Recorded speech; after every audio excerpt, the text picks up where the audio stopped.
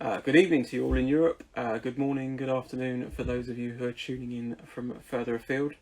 We'd love to see where you're watching from, so wave your flags and give your country a shout out in the comments below. I'm Andy. I've worked at Heritage Park Centre for 12 years and I spend a lot of my time meeting people and creating stories about them and their vehicles. If this is the first time you tuned in, then please do take a look at our other interviews over on IGTV. For those of you with a Porsche persuasion, do watch my chat with Frank Cassidy. And then from a air-cooled VW perspective, check out my chat with Paul Knight, Niels, and also Ned Foe as well, who have been great guests with VW magazine backgrounds. See if we can find this evening's guest. Joining us for a chat this evening is serial book writer, founder of Volksworld Magazine, champion of Cal Look, and he's the current editor of Classic Porsche magazine. It's Keith Seume when he pops up in a second. So here he is. Really? Good evening, sir. Take my glasses off. No, I'm going to put them on. How you doing? I'm not sure. I'm fine. I'm good, thank you. Jolly good. Let's break the ice with a nice simple one, shall we? What's your favourite car, and maybe specifically favourite Cal Look Beetle? My favourite car of all time, Lamborghini Miura. That's showing my age a bit, but very nice. Favourite Cal Look car, favourite of the current lineup would be Art Gutierrez's forest green car in DKP, which is just, to me, absolutely perfect. And of the older cars, then it would have to be my ex-Keith Goss Chop Top Beetle, which is was America's most beautiful VW back in 1976, and I brought it over here, and now it's living out in Belgium, I think. So yeah, that's it. Awesome. So as a gentleman who's worn many hats, could you give us a bit of a rundown of your career? What was your first writing job?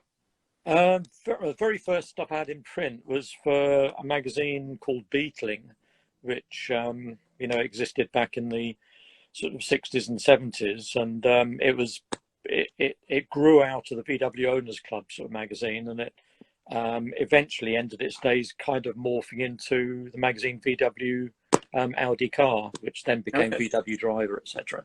Yeah. And I built a sort of a Cal style sort of Beetle back in sort of 76, and the editor and owner of the mag spotted it and asked if I could be interested in writing about it for the mag, or about sort of customizing for the magazine. And then about a year later, I got a job on Hot Car magazine, which is obviously no longer around, but it was the rival to Custom Car magazine. And that was in 77, and I became editor of that in 78.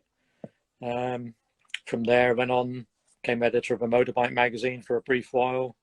Then went into a motor trade magazine, and then came back as editor of Custom Car magazine, and in 87, and then launched Volksworld while I was there in 87.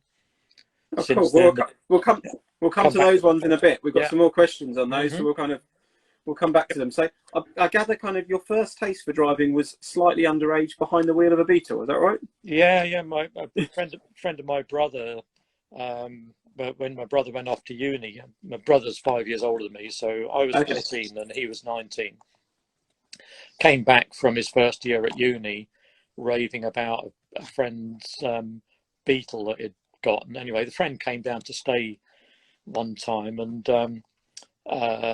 we went out in the car, and we used to go green laning in the Beetle. I mean, because it was Beetles are pretty good, just sort of down regular sort of footpaths and things, all highly illegal, but it was quite entertaining.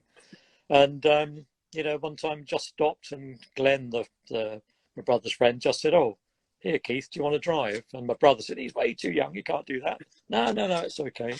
So he taught me basically how to drive, and as I always say, the first car you drive sort of sticks in your mind, rather, So that was it. And then my brother got into Beetles, and then there's a natural thing for me to end up with them as well. So that's it. Here you are. 40, yeah. So from 14 to now 66. Yeah, here I am. So as a kid, I was told if I wanted to work with cars, I could either fix them, paint them, or sell them. I'd like to know, what did you want to do when you were at school as kind of a kid growing up? My thing that I most enjoyed doing at school, which got me going, was either cycle racing. I used to do time trialing, whatever, or graphic design. Okay. And bizarrely, obviously you can't really make a living out of cycle racing or whatever, unless you're, Bradley Wiggins or whoever. But, yeah. And my parents, bless them, were dead against me doing something like graphics because it wasn't a real job. So I went and just colouring in. Yeah. So I went and did a degree in architecture. So I have my RIBA Part 1 qualifications and whatever. But in the back of my mind always was, car stuff and VW stuff. And because I owned the Beetle by then, I started messing with it, and I joined Surrey Street Rodders in '74, and went along to a company called Auto Cavan, who were local to me, to buy some parts for it. They saw what I'd done to my car, which was nothing great deal, just a bit of sort of paintwork on it, and they asked if I could sign write their rallycross Beetle. And, okay. So I did that in a vacation job from uni, and then they basically asked, well, while you're here, do you want to do any mechanical work? And so, yeah, I'd never built an engine, and so the first thing I did was strip down 6 Beetle engines, every one of which had dropped number 3 exhaust valve, and that was a great way of learning how to take a Beetle engine apart and put it together. And so the very first engine I built was a 1776 on 48 IDAs for a rally car. But yeah, so really it was what I did at school bore no relation to how I ended up involved with VWs and writing and whatever. So the best thing is ignore what your parents say and just go and do what your heart tells you to do, and you'll be far happier. Broke, but far happier. That's the snippet. Yeah, we'll have that as the headline. I've heard you tell a story about VW Action in '87, where you woke up in a tent and you were just surrounded by kind of people. Can you sort of take us back to that, and what was the reason? It was actually VW Action in '76. Sorry. Yeah, got my years mixed up. I had a 67 Beetle, a European spec one, so it was four lug wheels and disc brakes and sloping headlights, and I had a 1500 engine in it with a Piper cam, modified heads, and a dual choke Weber on it, and it was lowered and de-chromed, and so it went up to the very first VW Action at Stoneleigh it wasn't. It was at what was called Bingley Hall, which is where Bug Freeze is held these days. Yeah. And or Dub Freeze. Is it Dub Freeze now? It's cold, one of them, isn't it? It's cold, yeah, quite. It's freezing. Freeze. Anyway, being impecunious, back then as a student, dug out the tent and, driven up there with a friend from our club that we'd formed. And he had a sort of custom Beetle with sort of flared fenders and 13-inch slot mags on the front and 15 inches on the back. And he had got the front end of his car lowered with a sway away thing, and mine was lowered by removing the torsion bars or torsion leaves, whatever. Anyway, we parked our cars nose to nose overnight, and when we sort of staggered out of our tents in the morning and looked, and there was a whole crowd of people around the 2 cars, most of them on their hands and knees looking under the front, wondering how on earth we'd actually lowered them. And because basically at the time really nobody was lowering Beetles at all.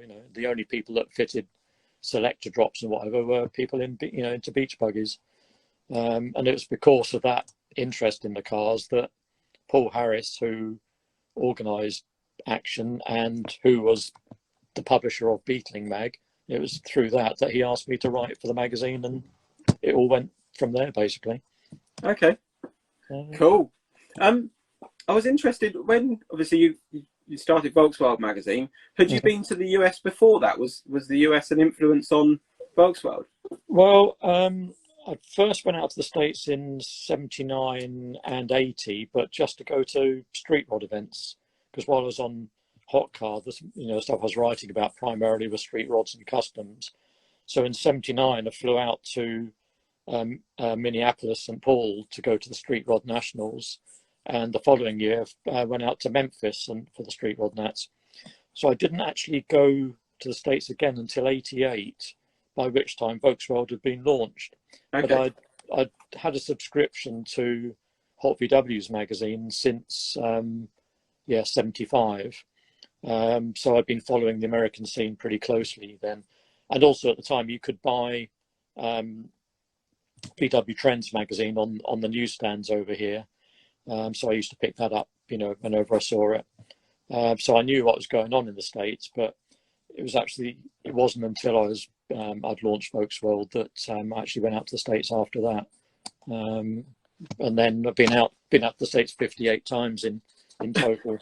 I was hoping to make it up to 60 this year, because I was going to go out for Bug-In and VW, and then go out in October to race Ron Fleming's car out there. But I'll have to make the 59th and 60th trips next year instead, I hope. So yeah, fingers crossed. Yeah, definitely. So obviously talking of Volkswagen, I like the tale you told before about your interview to become editor of Custom Car Magazine. Yeah. Quite an interesting sort of coincidental tale almost. Yeah, well, I was editor of a motor industry magazine at the time, for a couple of years, which was interesting, gave me a sort of different insight to the whole world of cars and the aftermarket, whatever. But I was itching to get back into what we call consumer journalism. And anyway, a job was advertised for, editor of Custom Car. But in the meantime, I'd actually, looking at what VW magazines were available over here, there was VW Audi Car and there was VW Motoring, which I'd been reading as safer motoring since the year dot. But neither of them did any justice to, the growing interest in the sort of, American VW scene. And so I sat down one evening and wrote out a proposal for a new magazine aimed at, the sort of, the custom and Cal Look and buggy scene, whatever. And the title I came up with was Volksworld because, the initials VW worked great as a logo. It encompassed the world of VWs. And in fact, the original idea was to have modified water-cooled stuff in to begin with. But then the more I got into it, I realized that there was enough in the air-cooled market to, just concentrate on that. Anyway, so, going back, I applied for the job at Custom Car,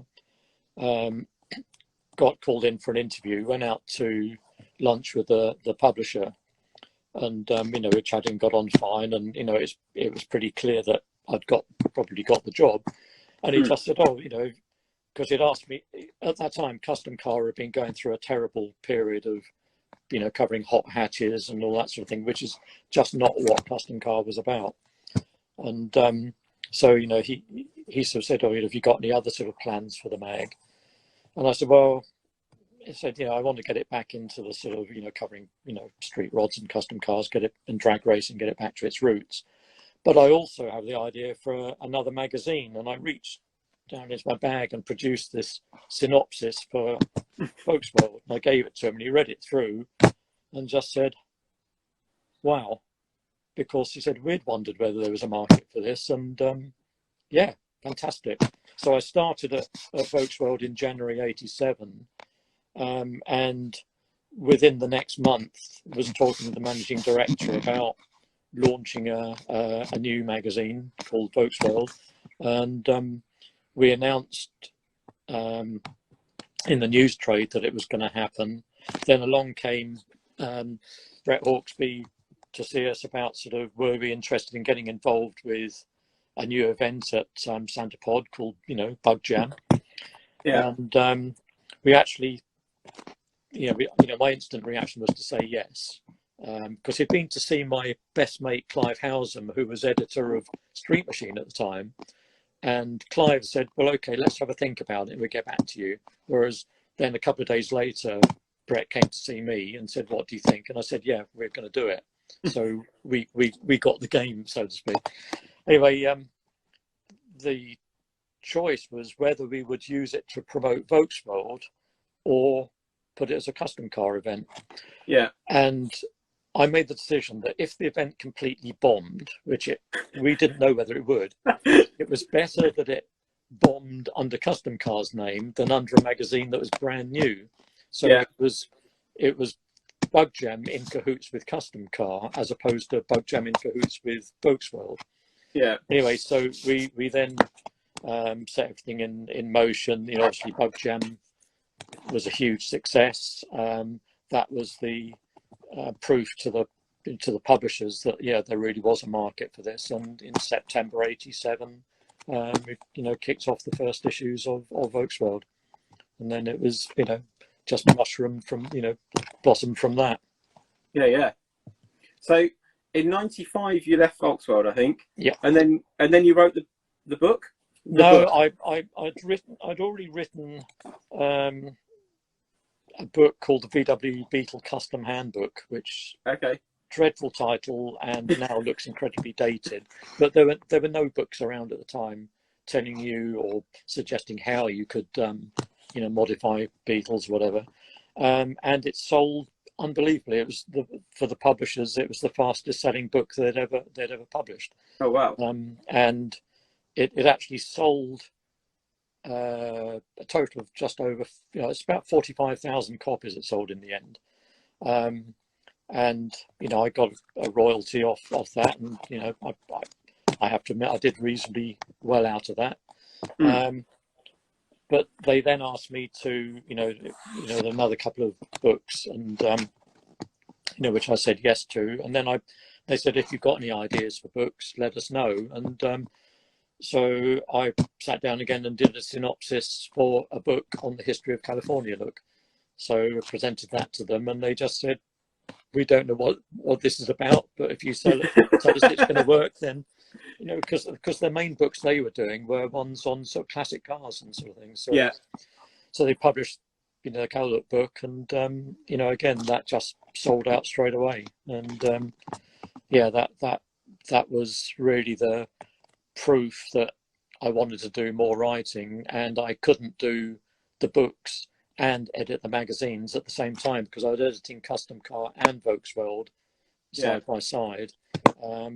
But I wanted to work from home and do books, and so September '95 is when I left gainful employment in Link House and went freelance, and been freelance ever since. So yeah. So what was it, eight years later, you then ended up kind of almost back in the same place when Ultra started?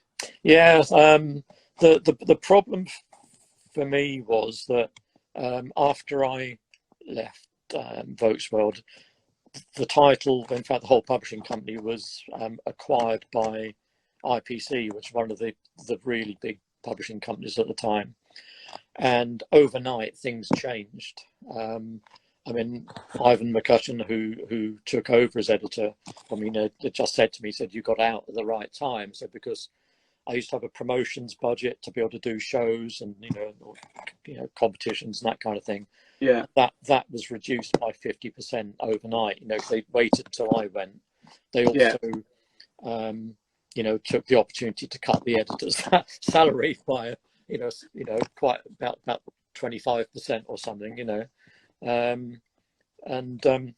So I kind of didn't enjoy being involved, because I carried on as a consultant editor, so I was on a retainer to do work for them, but I just didn't enjoy being involved with a sort of a big corporate entity. And by this time, saying Clive Howsam had left Street Machine to found 911 Porsche World Magazine.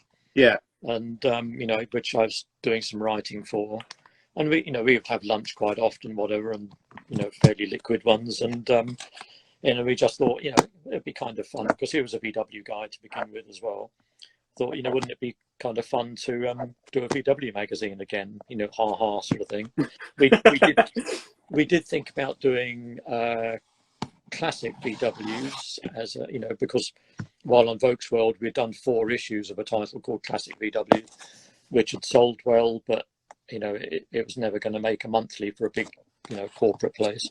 So we thought about doing one specializing in classics, and then Clive said, "No, come on, it's Volksworld over there. We can do better than that." So we just thought, sort of, we'll go. Sorry, good heavens, we'll go ahead. we'll go ahead and do a mag. And said, "Well, what do we call? What do we call it?" And thought, well, in France it's Super VW. Well, that's pretty cool, yeah. But what's better than Super? Ultra. So we went Ultra VW. Yeah, that's got to be it, And so yeah, and Clive was saying, did I want to be editor of it? I said, well, to be honest, no. That was kind of like behind me, but I wanted to be involved with it. But I said I know who would make a good editor. I said, and that'd be Paul Knight. So I know Paul talked about a little while ago about his the way he got involved, but I could tell you the truth about how he actually got involved. And I've got to tell you, and if Paul's watching this, he'll say, "Oh no, don't say it. It's too bad, Paul. You can send your lawyers round in the morning." I went to the Volksworld show, and Paul was there doing his usual rushing around, sorting everything out. And I'd already said, "Oh, I look forward to seeing you at the show." And so I, of course, I said, "Oh, go and have a chat."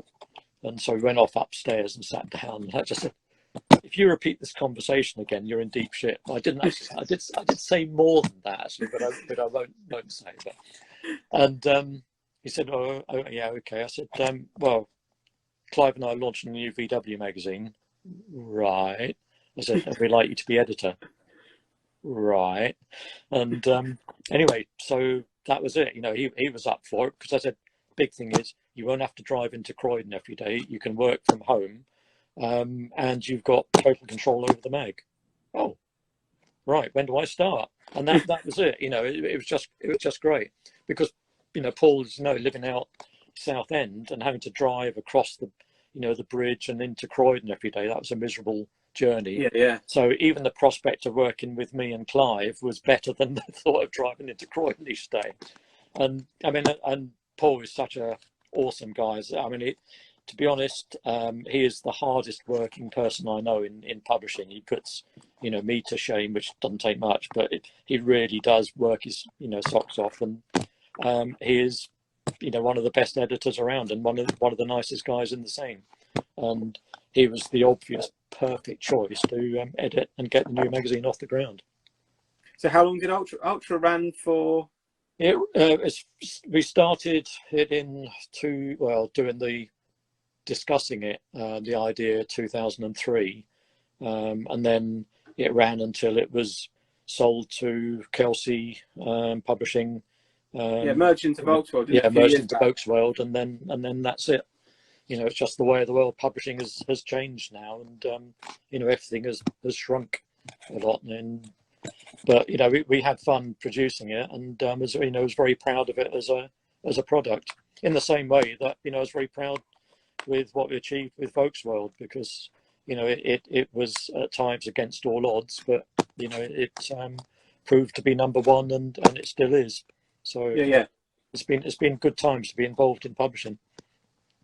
So let's talk about your current venture, I suppose, Classic Porsche magazine. Mm-hmm. Is that something you started, or have you kind of picked that one up from someone else? Or? Well, the idea for Classic Porsche was mine about 20 years ago, and I did a synopsis again to, in fact, to Clive at CHP Publications, and the time wasn't quite right then for various reasons, and then round about 2000 and what's now 2000, around about 2009, it was decided to resurrect the idea, and so they did a one-off essentially using older features from in 911 Porsche World Magazine, just as a pilot issue, and then when that went down well, I talked with Clive about, us doing it properly. So I then moved in as editor at that point, and we were doing it as a quarterly and then a bi-monthly, and now it's as 9 issues a year. So it's been going for 10 years basically, and it's the only magazine, to be honest, anywhere in the world that specialises 100% in classic air-cooled Porsches. So yeah, it was my idea originally, and get somebody else to pay for it. It's a good way to do it. Yeah. So previously, kind of with Porsches, then you had a 912, which you put a. That's Ron Fleming's influence. That's bad influence. You had a 912, which you kind of coined the 9126. Yeah. Did you put the 6-cylinder in it, or yes? Was that... Yeah. I bought that in the States. It had been, of all things, drag raced out there with a big Type 4 motor in it. Okay. Sorry, a big Type 1 motor in it. It ran down into the 11s, whatever. But I bought it as a very tired rolling shell off a guy, Dave Griner, who runs a company, Proformance, out there. Because my first Porsche I bought back in about 1996 or so was a genuine Porsche 914-6. I ran that. Very nice. Yeah, I wish I still had it. It's the one car I really wish I still had. Okay. I paid $5,000 for it and sold it for $10,000. It's one of the few cars I ever made money on. But at the time, you probably thought you'd done really well. Yeah, quite. I mean, now it'd be about 60k. But anyway, I've owned one. That's the main thing. Yeah. But I then had a Carrera 2.7, a 74 2.7 Carrera. Then I had a 912, a proper 912 with a 4-cylinder motor. I had a 928 for a while. I had to own a 928 at some point in my life, and I bought one for £2,000. Ran it for about 6 months. Sold it for £1,700. It cost me a fortune to keep it on the road, but I loved every minute of it, except when it broke down on Christmas Eve and brought Bodmin, the local town, to a standstill. And then everybody walking past and laughing because there was this red Porsche with the bonnet up waiting for the AA. Anyway, I then went back to owning, some Cal Look Beetle, which I brought in from the States and got on the road over here. And then decided I wanted another Porsche. So I bought the 912, did the 912-6 at a hot rod deal. Found that I enjoyed the journey building it more than I enjoyed the destination, if you like. Okay. Fairly typical of me. And I ran it for a year, then sold it. Decided I'd never owned a modern Porsche, although I drive a lot of them through the magazines, doing stuff in Porsche World. Bought a 4-year-old Porsche Cayman. I ran that for a year and got bored stiff with it. Sold it and bought 914. Which has got a reasonably warm motor in it, lowered Bill Stein's torque thrust replica wheels on it, and so that's my current project, if you like. So fantastic. So while we're on Porsche, I suppose, have you been out to the US for Porsche shows? You done Lift the Cool or Rent? No, I haven't. I mean, it's very remiss of me. When I've gone out there, I've usually gone out for VW events, which I suppose is indicative of where my true heart lies. So I go out there for pleasure, and I'm in the fortunate position of having a great friend in Ron Fleming, the legend, who asked me to drive his Super Street Beetle out there. If he's helping organise an event so he can't race, then I've driven his car probably about a dozen times now, and love every minute of it. So I tend to go out for the VW events. I'll go to like cars and coffee type deals. And Ron's got a 73 911S, which he lets me drive when I'm over there. So, but as for the big events, no, it's the VW ones all the way, I'm afraid. So, am I right in thinking you shipped your Beetle out to the US for an event? Yeah, it was always been my dream to drive a car of my own out in the States, and I'd got my '65 Cal Looker, which I'd bought from Michigan and shipped over, and it'd been a race car over there, and I brought it over and put it on the street, and it ended up, had a 2332 IDA motor with sort of Jeff Denham heads on it, Berg crank Carrillo rods, you know, the whole 9 yards, and then a Berg 5-speed transmission. And you know, I'd been voted into Decliner Panzer's club back in the mid '90s. The only person in the UK that's ever been voted in the club, and one of only 3 people outside the USA who are members. So anyway, so it was coming up to the 45th anniversary of the club, and I was talking with my good friend Russell Ritchie up in Scotland with his, you know, he's got the collection of VW Gathers or whatever, and he was planning on shipping 2 or 3 of his cars out for VW Classic and for bugging out there, and Jo Clifford was going to be shipping her Type 34 Pagan Princess out there, and he just thought this is a perfect opportunity because there'll be a couple of containers going out. Let's you know, tag along. So made arrangements to, you know, ship the car out.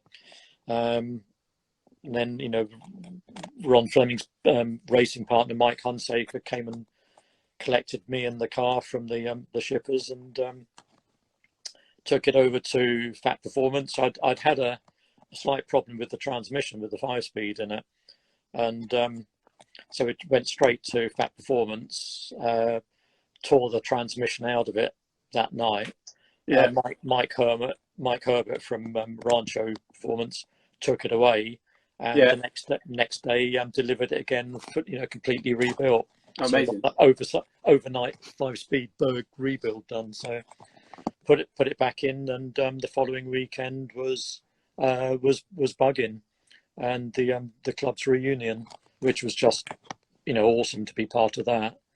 Then I flew home briefly, left the car there. The car was left in the Schley Brothers Museum there, and then flew back for VW Classic, and you know, then, you know, drove the car, you know, with the rest of the club to VW Classic, and went to the pre-Classic cruise night on the Friday night, DKP1, and then the club's reunion celebrations on the Saturday, and then on the Sunday drove in, you know, with all the club line up into VW Classic. Amazing. Most awesome time. And then Tuesday night, or the Tuesday, I drove it to the shippers, and it was in the ship, you know, and 5 weeks later I collected it from the docks again. So it was 2 months of the car being in the States, and it was absolutely unbelievable. It was just a dream come true, you know. I even got to do a bit of street racing against, you know, kids in their Hondas and whatever over there, which was just part of the course. It was just fantastic. What was so nice is, because it's such a car culture there, you would pull up at the lights, and you would get somebody pull up alongside you, and just their regular sedan, they'd beep the horn, wave the window down, and just give you a big thumbs up, you know, and everybody appreciated, you know, the car. Although I did get pulled by the police, which was quite entertaining. I was, at that moment, I wish I'd been in a right-hand drive car, because he pulled up on the driver's side to sort of, you know, give me the mouthful sort of thing for exhibition of speed kind of thing. But I would have loved it if it pulled up alongside and I'd been sitting on the other side of the car, because that would have been quite amusing. But he let me off when he realised I had an English accent, and that they weren't actually American plates on the car, they were English plates. But that was all part of the adventure, I guess. So good fun. I guess we couldn't really have this conversation without kind of talking about drag racing, and you kind of been doing that since the 70s. Yeah, I did a couple of Run What You Brung meetings in my 1500 Beetle back then. Won't tell the time, because I mean, the alarm clock ran out, I think, when it was going down the track. So but with the, I was, I built my fastback when I started at Volksworld, and after Bug Jam, when it was the first time that there'd been an event where people could run their VWs down the track, really, it became obvious that there was quite a few of us who liked the idea of racing more seriously, and so a group of us got together to form the VW DRC. So I raced in that was towards the end of '87. In '88, the first year of VW DRC racing, I raced my fastback, and then then '89, I acquired Bernie Smith's old Wagon Master Beetle, which had been running quite a few years. It's a chop top sedan. I acquired it less engine, and I built the very first turbo VW drag race motor over here, because when I'd been to the States, I'd met Dave Caywell, the Caywell Racing Engines, who was very much the sort of the guru of turbo stuff there. And talking to him, I'd gone from I was going to build a 2-litre, 2.1 litre normally aspirated motor for the car. In the end, I ended up buying heads and turbo and everything off Dave and built a turbo motor. Ran a best of 10.8 in that. And then when I was back in the States, again, at the end of that year, I had the opportunity to buy an unfinished project off Dave Caywell, which was a chrome molly tube chassis with a VW split window Beetle body. Oh, yeah. Roof chopped. So I brought that back over and built that up, finished that and built it with the turbo motor, and that became, my race car, No Mercy. So I raced that in '91 through to '94, and with a reasonable success. Came runner-up in the championship in '91.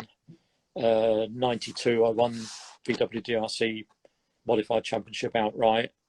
'93 I tied on equal points with my nemesis Craig Winstanley, and then in '94 I finished runner-up to Craig, and in '94 I managed to run back-to-back 9-second quarters, which was the first time that a VW powered proper sedan, as opposed to a funny car or rail, first time that anyone had run back-to-back 9-second.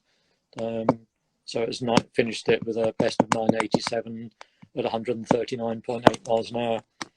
But because I'd spent 4 years sort of chasing championships, whatever, and I was going testing in between rounds, where I was up at Santa Pod or Avon Park about 15 times a year, and I just felt absolutely burnt out. So I decided to, jack it in at the end of '94. And I hung on to the car for a year just to make sure that I had finished. Just in case. And I decided, no, I'd had enough. So I sold the engine to Ken Blomer. And the rest of the car went out to Frank von Berkham out in Holland.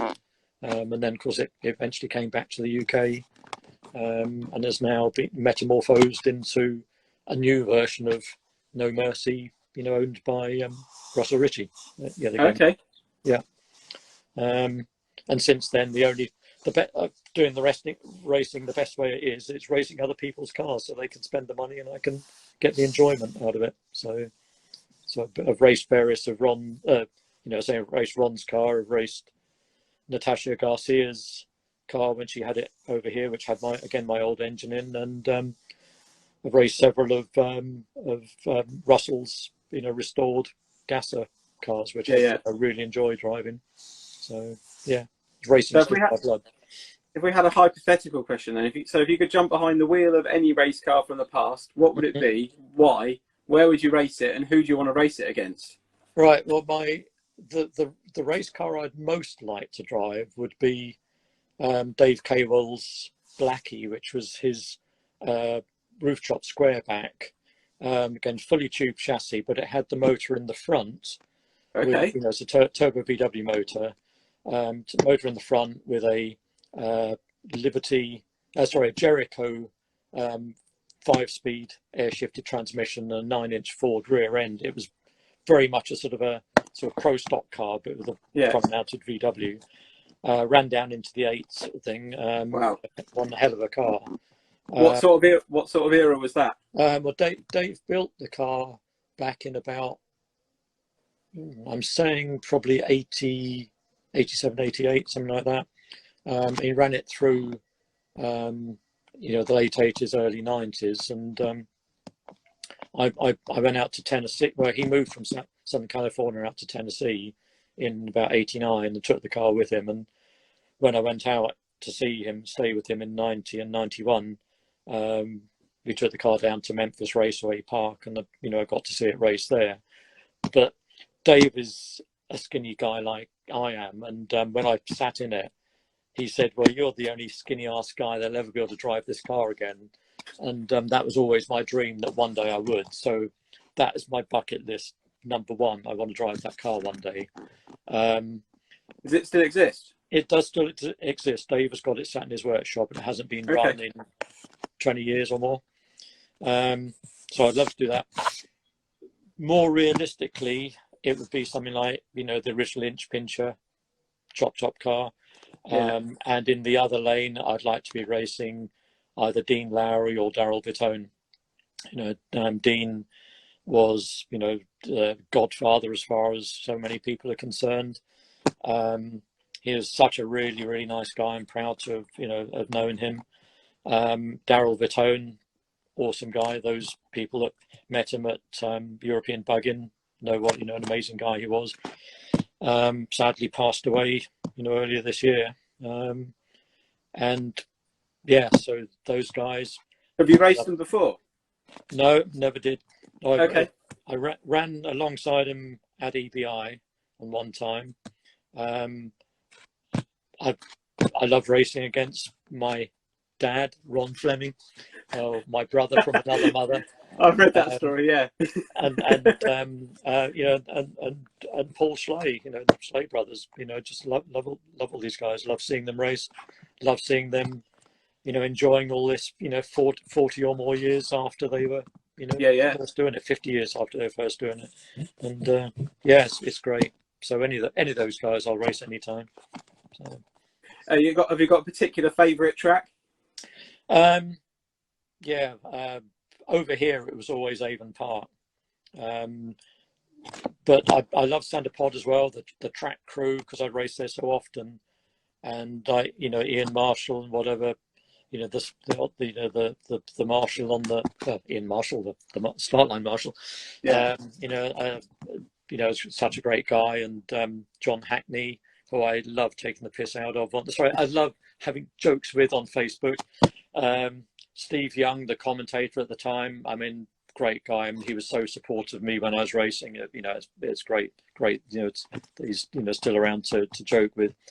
Avon Park, it was always run like a club. It was just such a friendly bunch there. The facilities there weren't great, but the track was absolutely superb.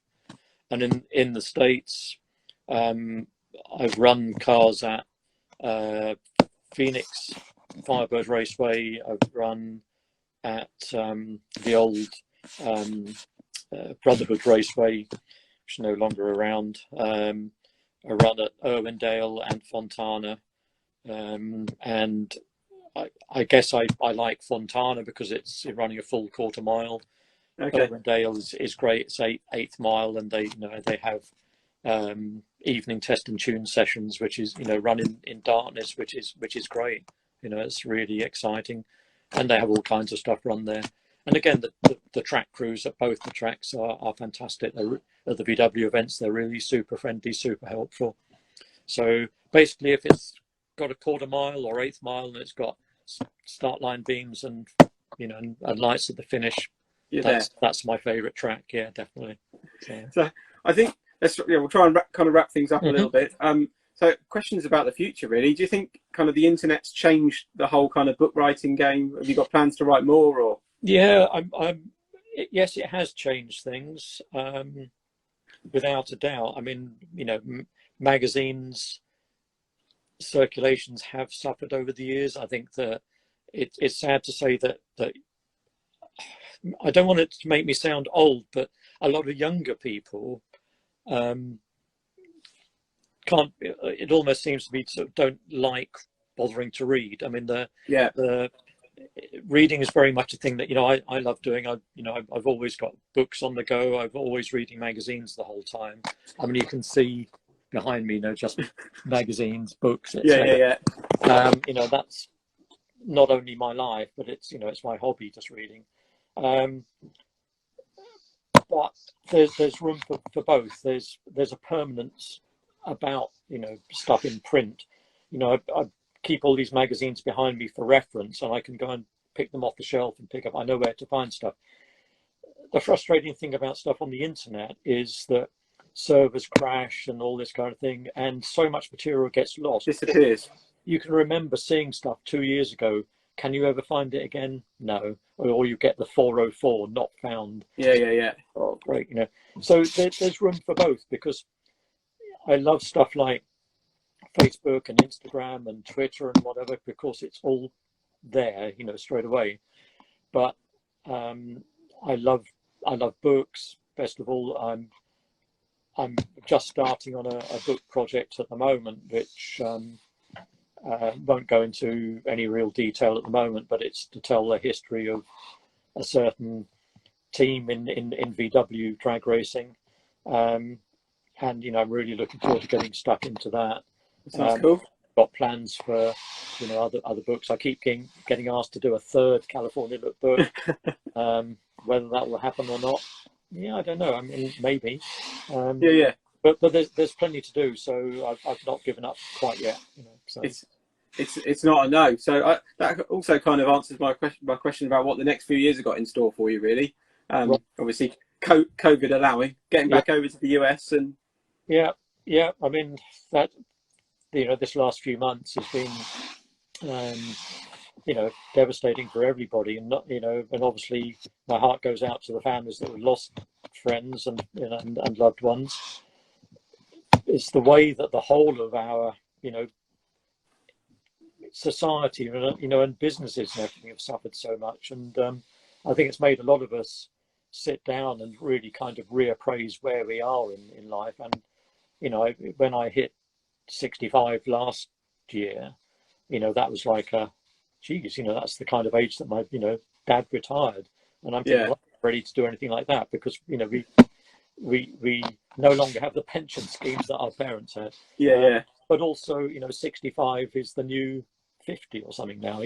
There's plenty ahead of us, and so basically, no, I mean, for the next few years, I can see myself being as busy as anything, and I just can't wait for the restrictions to be lifted safely, so that we can go out and start enjoying ourselves again. As it is, it's we're relying on the Instagrams and the Facebooks and WhatsApp. Here we are. Keep in touch with people.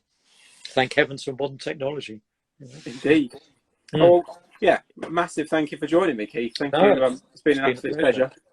For people who want to the first time people have seen me wearing glasses. It's only I can't see the screen without them. So, for people who want to follow you, it's at Keith Seume on Instagram. That's and it. Then obviously for the magazine, classicporschemag.co.uk. Yeah, I've got a Facebook page which is just Keith Seume. I tweet to that pretty regularly. I probably do that more than Instagram, actually. So yeah, but you can find me there. So yeah, it's been brilliant. Obviously, kind of hearing all about it all. Right. For anyone kind of out there be interested in either chatting live with myself or Steph, then please do drop us a DM and we can kind of have a chat about getting you on and doing something similar like we have with Keith. Mm-hmm. Massive thank you to everyone for watching. We'll be saving this chat to our Instagram TVs, and obviously it'll be on our stories, and we'll also save it over to Facebook as well. It takes us a few days. We have to jump through a few hoops, but hopefully that'll be up for people to watch. So thank you very much, Keith. Okay, we'll see you all soon, and stay safe, everyone. All right. Cheers. Bye. Thank you. Goodbye.